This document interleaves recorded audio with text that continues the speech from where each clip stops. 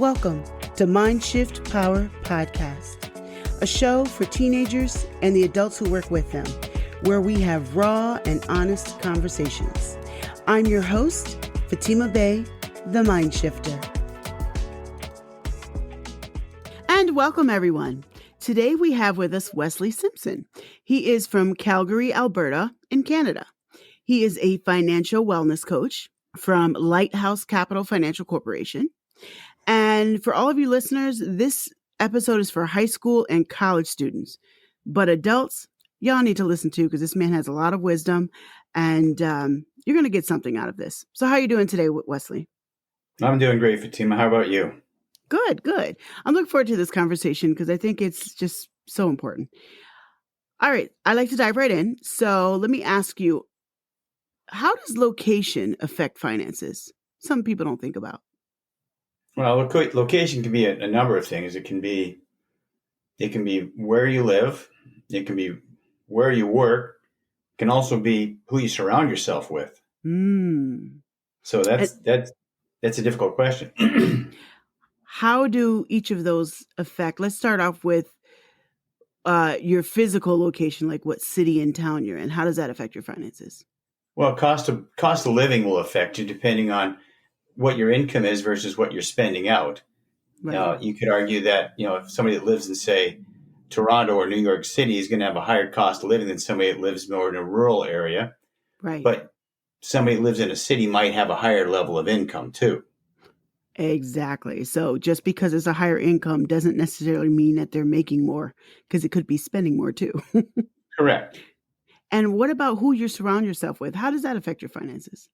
That's probably one of the biggest ones, because if who you surround yourself with is normally how it impacts not just your finances, but every aspect of your life. Okay, you surround yourself with people that are positive, energetic, and have a vision for where they're going. You're going to have a lot more success than if you have people that have the opposite mentality. Right. So that's the key there. It's surround yourself with people that are going to push you to be better, push yourself to want to be better. So does surrounding ourselves with people who are financially irresponsible affect us? Yeah. How? Well, if you're trying to save some money for whatever, college, or you're trying to save for a special event, and you got a friend of yours that's always eating out, always going to the bar, always going to the movies, they tend to guilt you into doing stuff that you wouldn't normally do because you have a better vision for where you want your money to go. Exactly. Yes. Thank you for that. That's a perfect example because it's a very, very real one that most of us don't think about. Like, oh, I really want to go out to the club. And every time you go out to the club, you spend $50. And do you really have that? Right. Not that you can't do that, but the frequency with which you do that may be influenced by your friends. You're 100% right. Yeah. Well, let's dive into college students. Let's talk to them. So what should a college student do right now to have a good financial future? Well, they got to have a vision. They got to have a vision of where they want to go, what they want to be, what they want to do. They got to want to know that, where they see themselves in 10 years, 5 years, 2 years. And then they got to start prioritizing those needs. And that's where you'll find certain people, if the desire is to buy a house or to buy a business or to relocate to a different area of the country, they tend to spend less on the non-serving stuff, like going out to the pubs every night or eating out every day on Uber or whatever it is. They tend to have a better vision for where they want to be if they have a goal. If they have a strong enough why. Why do I want to do this? Okay. What about the students who, you can't have this conversation without talking about student loans. Because the reality is when a lot of our college students graduate, they're graduating with this tremendous amounts of debt. I think people are starting to learn and really wake up to that and finding better ways to do it. But unfortunately, we're not going to see those results for several years from now because it takes years to see. But, someone who, let's say they're getting out and they're getting a position that's going to cost, that's good. They're going to make like 75 grand a year, which is pretty good. Depending on where you live anyway. In most of the country, it's pretty good. So you're going to make 75 grand a year. However, you're paying 25 grand a year in loans. I mean, that's a large portion of your income. So you don't have a lot of income left. How should they plan for their financial future? Well, and that's a tough one because there's not a ton left, Mm-hmm. So they might be looking at, what do I sacrifice today for tomorrow? Maybe they Mm, don't have an apartment on their own. Maybe they got to have roommates. yeah. Maybe they have to work a second job short term to try to get the leverage they need to build the income or the financial future they envision for themselves. It's not for everybody.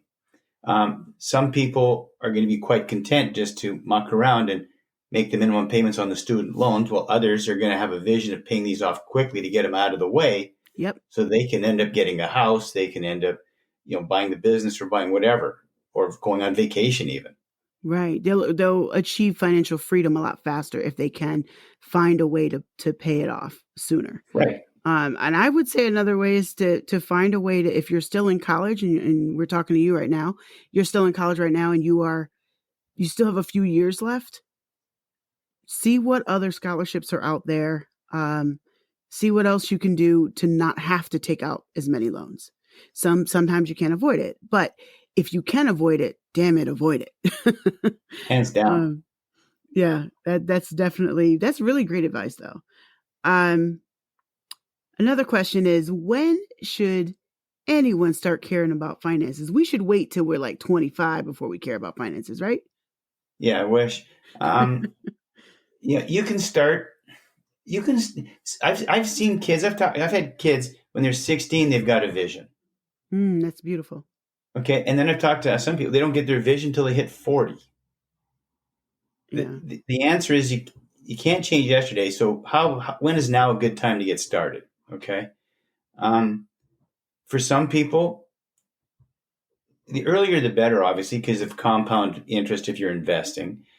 But the freedom that being in control of your money gives you, and it is incredible. Taking the stress out of your life, not worrying about money, when you have a firm grip of where it's going, the vision you have for it, is actually more freeing than people realize. Does that make sense? Yeah. Okay. Yeah. Financial freedom. It is, and it's not a dollar sign. It's a mentality, Exactly. Yeah. right? If you have, and I call it a job for every dollar, but if you actually have a vision for where your money is going to go and you apply it that way, you tend to have a better quality of life because you're not stressed out about it. That is so true. As adults, because as a teen, I will say right now, as a teen, if you do not figure out how to handle your finances right now, you will be a stressful adult. There's so Yep. many of us adults running around stressed the hell out because we didn't manage our finances when we were younger. We became an adult. We still didn't manage them. We just kind of let them manage us, which is the wrong way to run things. And then you're just absolutely stressed. So if you're stressed about money, it affects every aspect of your life. It It does. affects your friendships. It affects your quality of work. It affects your quality of studies. It affects your relationship with your significant other. You're right. You're right. People Like don't think that. about that. No, it affects every aspect. It affects your health. It does, big time. Absolutely. And you have such a valid point. People don't think about money affects every area of our life. It really does.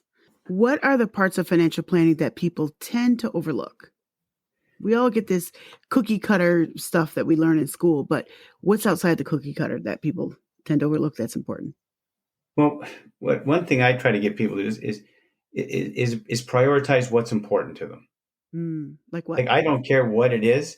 If for you, if drinking coffee is a priority out of Starbucks every day, how you making that fit into what you've got available for money?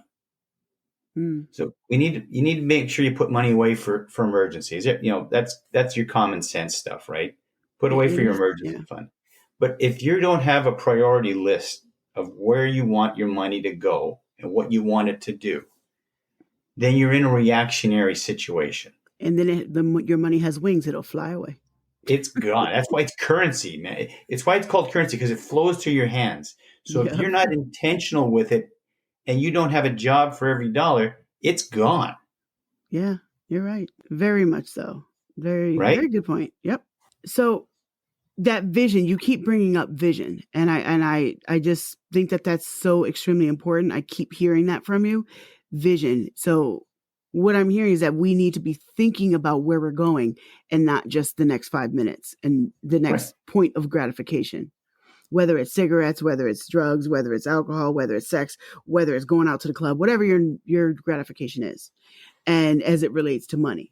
So, the next date, whatever it is, if you're only thinking about that, you're going to be the person in the future who's like, why did all my money fly away? Uh, what is You it? got to have a vision for where you want to see yourself down the road. I can I give you an example? Yeah. Okay. I had a vision of being in Greece for when I turned 60. Okay. 5 years ago, we put it in place. I want to do this. Okay. But we only had so much money every month. So I looked at what I was doing on a daily basis, said, is that more important than going to Greece? One thing was not. It was $10 a day I was spending. Threw that into a different account. 5 years later, we're in Greece because I stopped spending $10 a day on a certain habit. Oh, wow. Prioritize. You did say that earlier. So have a vision and prioritize. Those are the two key principles that make a difference between a poor person and a person who's not financially worried. Right? What's a bigger priority? This thing you're doing right now or the vision you have? So maybe you What's just going don't to, buy a new pair of shoes next week, girl. no, just polish uh, up the old ones for a little longer, for a little longer. You can nothing wrong with you buying something here and there, but you can plan. We can plan, correct, Wesley? We can plan our fun things, our joyous things with our money too. We don't just have to be all because sometimes when teens or when anybody hears this from financial advisors or anyone talking about finances, and they're like, save your money and plan and all this good stuff. And they're like, well, then I'm gonna have a boring life. But you don't have to.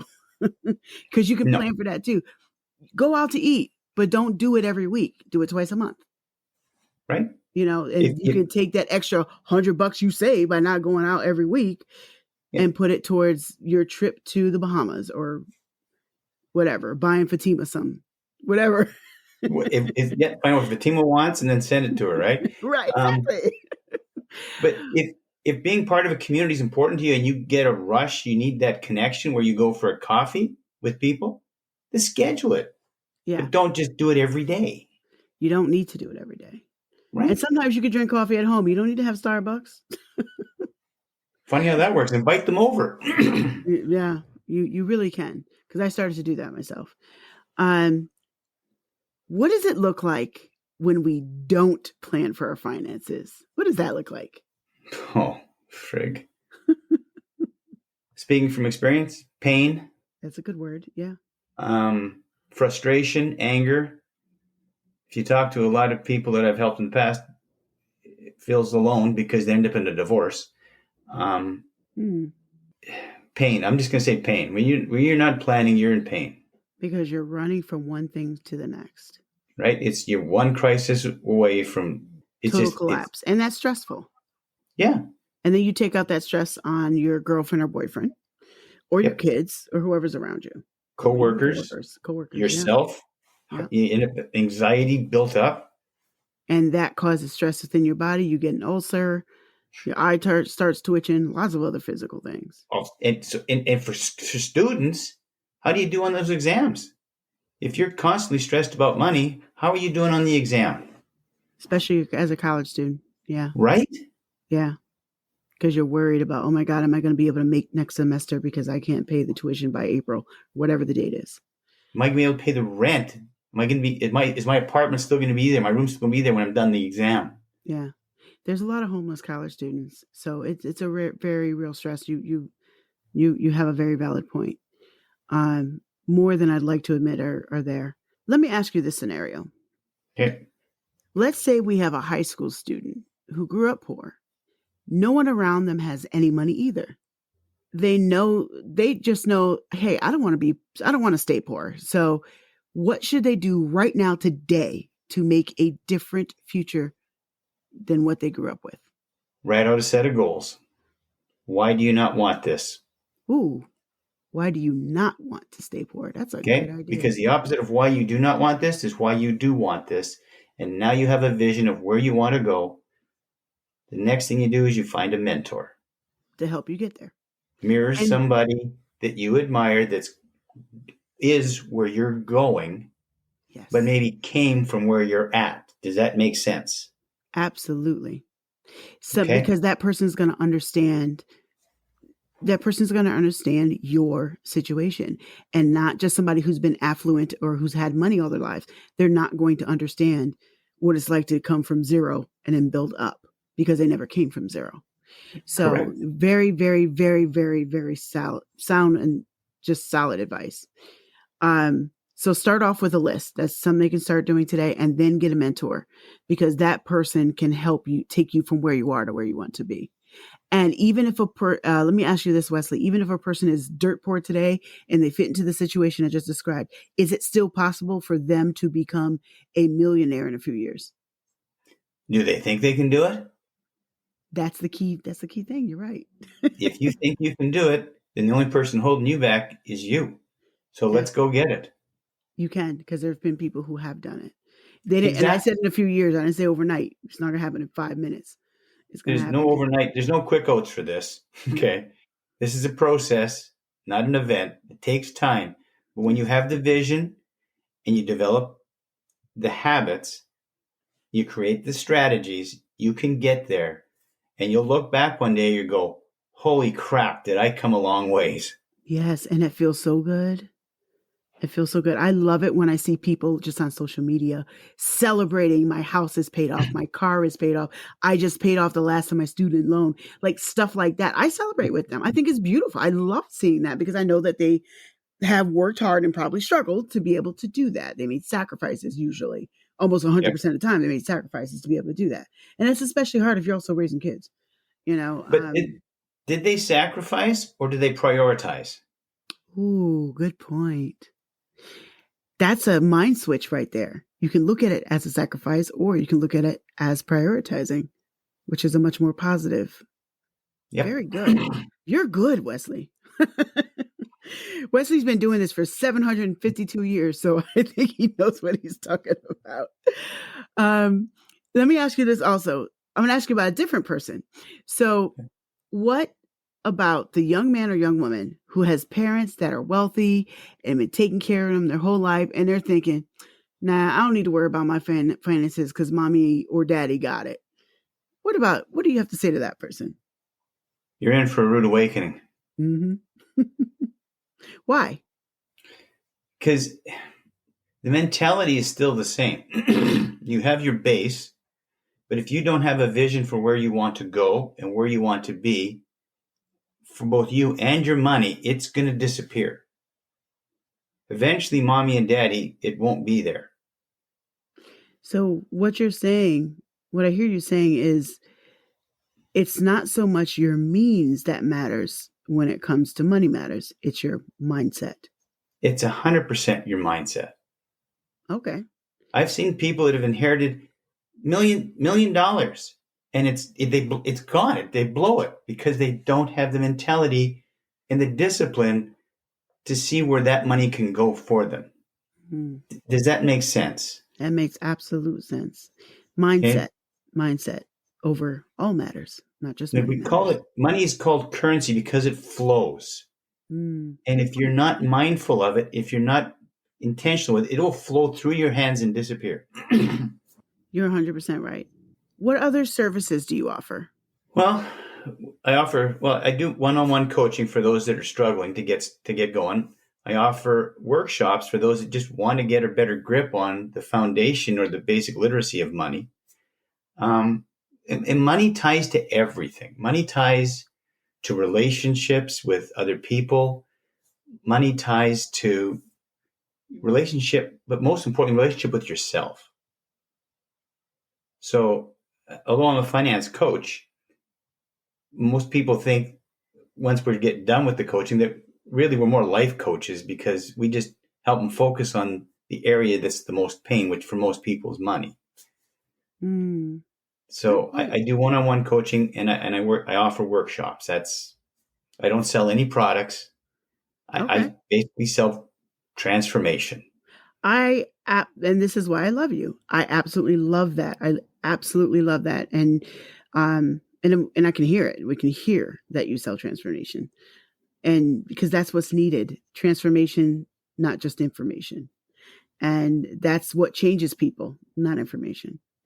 And so, how can people find you? Well, they can go to my website, lighthousecapitalfinance.ca. I'm on LinkedIn. You can look me up. My name is Wesley Simpson. I am on Facebook. Lighthouse Capital Finance on Facebook is my business account. And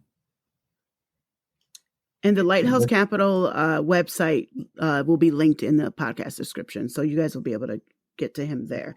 And I made a joke about you doing this for 1,000 years or whatever number I just said. But how long have you been in this arena? Professionally or indirectly? Professionally. Professionally, I've been doing this about 5 years now. Okay. Really? I've been a certified international finance coach for about 2 years, but I've been helping people fix their money habits and credit and that for the last 20 years. I thought it was about 20 years. It's not 2 years, it's 20 years, because that doesn't count. You've been doing this for a lot longer. I've been doing it a long time, but I didn't really make it an official business. Yeah.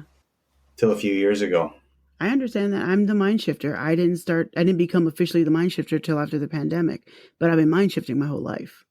So just in unofficial capacities, and sometimes official without that title in other positions. But well, Wesley, it's been really, really, really good talking to you. I really have enjoyed this conversation, and you just did a lot of mind shifting today, and it's beautiful. And I really hope that listeners, that you follow up with him and seek out his services. He's clearly very good and very straight to the point, and I absolutely love that. So once again, thank you, Wesley. It's been an honor. Thank you for having me. And now for a mind shifting moment. Something I want you to grab from today's episode is a key principle that he talked about a lot, which is your money matters aren't just money matters. It's mindset matters. How you think is how your future will be. How you think about money is how you think about life. So you really need to examine yourself today, no matter how old you are or what stage of life you're in. Examine how you view money, because I promise you, if you really, truly, closely examine how you view money, you will see it is how you view a lot of other important things in life. Once you can get your mindset right around money, a lot of other things in your life might also come in order. Just think about that. Thank you for listening to Mindshift Power Podcast. Please like and subscribe to my YouTube channel at The Mind Shifter. If you have any comments, topic suggestions, or would like to be a guest on the show, please visit fatimabay.com/podcast. Remember, there's power in shifting your thinking. Tune in for next week.